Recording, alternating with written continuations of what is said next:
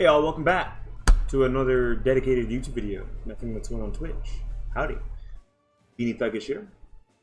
Today I thought I'd make something more beginner friendly, where we discuss a problem that a lot of beginners have in Soul Calibur compared to other fighting games. Mainly because we have this mechanic called GI. Let's go ahead and get into this. We have this mechanic called Guard Impact, which if you don't know is parry right here. And it is active after 2 frames. And it's active for, I believe, 4 frames, right? So, if your opponent presses a button into this, any normal button not considering a break attack, or an unblockable, or a soul charge, which is considered a break attack, you'll parry it immediately, right? So let's show this real quick. Let's show how this works. So if I press A, she'll parry.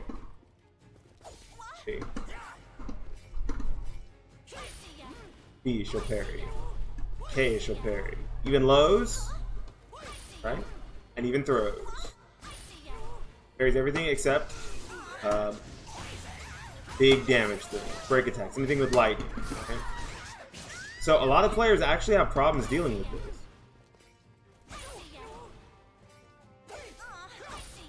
Damn. I'm trying to do something cool real quick.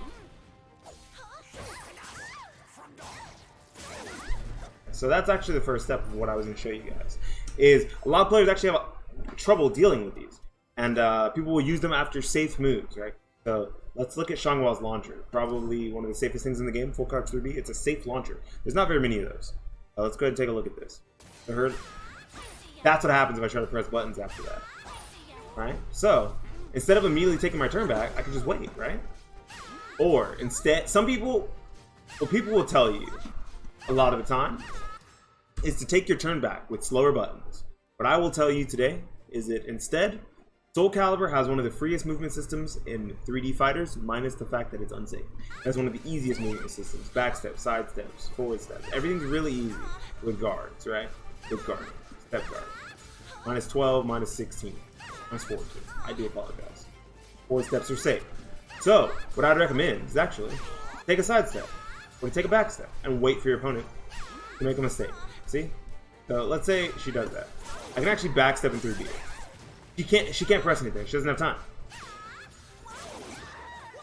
I even had time to guard after the backstep.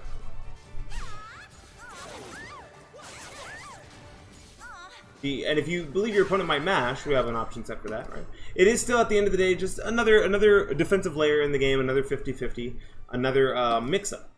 If you believe your opponent maybe will.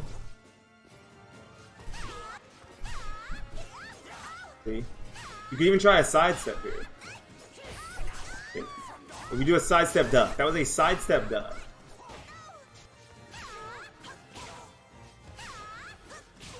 I wish I was better at that. I should have picked a character that's not Yoshi. I don't actually practice Yoshi. And you can even get big damage off that, you know? So, worst come to worst, you can counter hit her, right?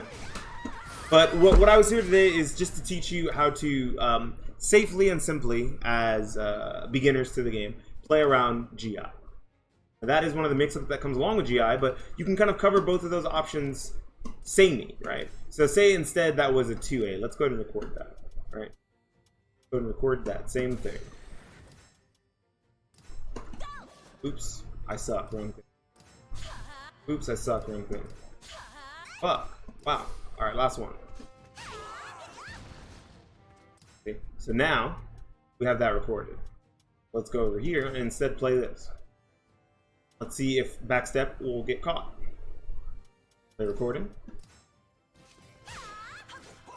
No, it doesn't get caught. See, and you also have time to whip punish with the same option, or maybe we can even sidestep duck. We can sidestep duck. We don't get a punish or anything. Oh, actually we do. That will only stop running, but now you can run in crouch, you know? Because she is minus 8, and sidestep is minus 12. So you have 4 frames to play with here.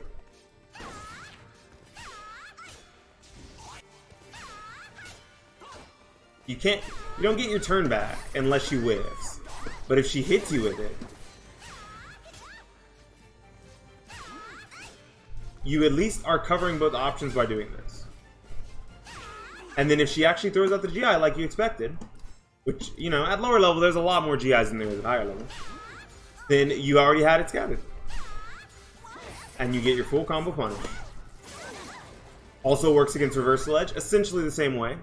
I would recommend, instead of doing what I'm doing for reversal edge, to try to get a full step around them, find out your biggest punish against reversal edge.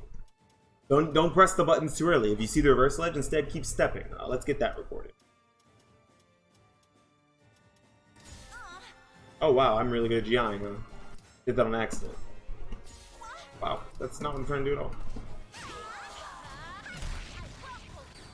There we go, that should be recorded. And we're doing this all one take, by the way, guys.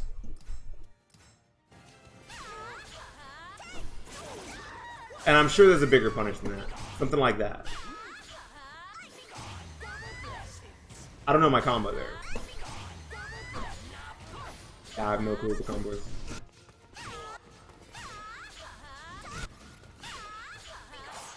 Oh, you have to wait longer, see?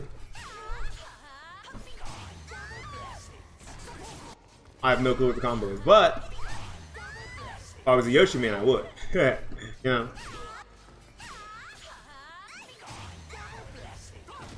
Nope, that's not it. Nope, that's not it. Nope, that's not it.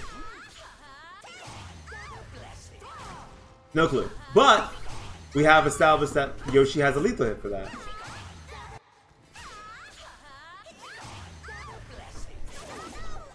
Nope, no clue what it is. But, you know, so taking movement instead of pressing more buttons sometimes is a good idea. Especially when your opponent is minus. You don't always have to take your turn with buttons.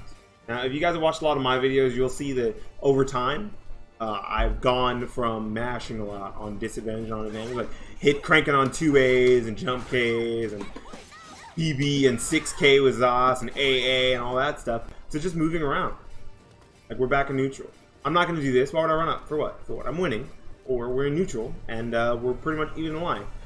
If I run up and I make a mistake, my opponent can capitalize. If I run up and my opponent reads my button with a GI, fucks me up, right? Same with if they do an AA and I actually run up block and I try to immediately take my turn back after, boom, there's that GI. You don't always have to take your turn back with buttons. Sometimes it's okay to just hang back. It's a philosophy that I've actually had to adopt myself and get used to while playing Soul Calibur. Because it is a strange concept when you think about fighting games in general where there's not so many parries. Oops. I'm trying to do this. It's hard. Wow, that's hard. I'm trying to do wow.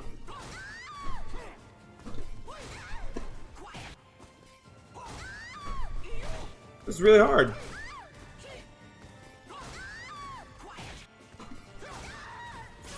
There we go. Why is that so difficult? Yoshi, please. You could also do delayed buttons, but that's not what I would recommend. I do apologize for the wasting time there. I really wanted to do Hell Sweep into 50.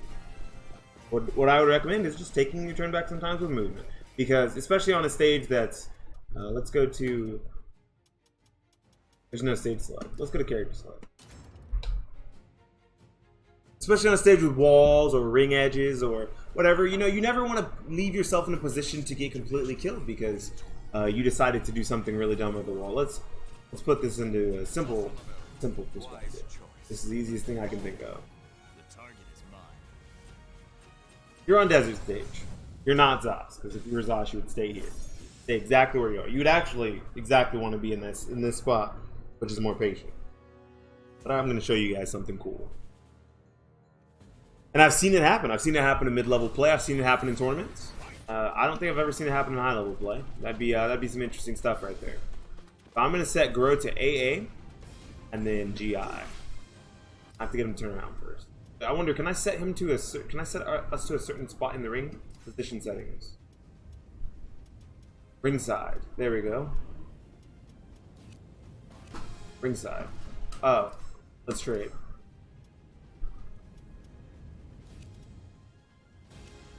There we go. Wait, what? What the hell?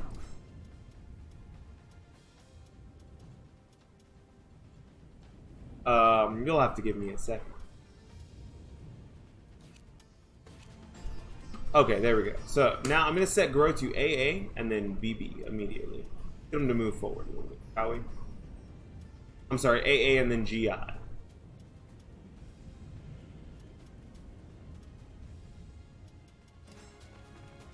Now he's in spot.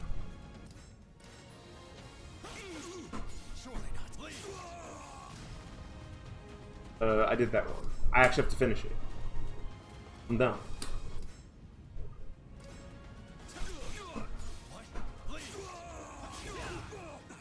There we go. That should record. Should be recorded. Let's see. Oh, I fucked it up. God dang it. I don't actually have to do it near the ring edge. I'm done. But it'll put us back near the ring edge when I do it. Okay, okay. Figured it out, boys.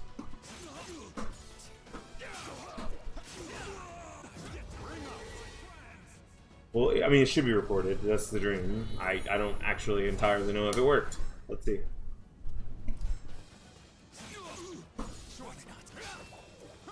Yeah, okay. So it's working. So now let's reset us to the ring edge. Let me move Kuro closer. Now, let's see what happens if I actually do this. If I press buttons into grow at the ring edge. Play content.